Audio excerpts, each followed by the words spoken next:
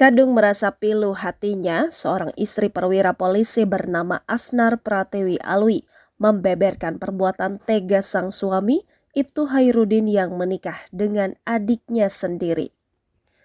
Tentu saja Asnar Pratewi Alwi tak menyangka jika sang suami tega melukai hatinya yang ia percaya bahwa sang suami, Ibtu Hairudin, bisa menjaga hati dan setia dalam pernikahannya.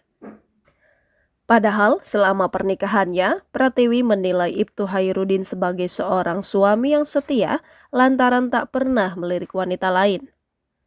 Namun ternyata sang suami malah berselingkuh dan menikahi adiknya secara diam-diam.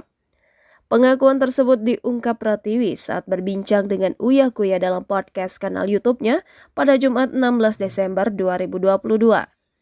Dalam video tersebut, ia juga meminta bantuan keadilan kepada penegak hukum.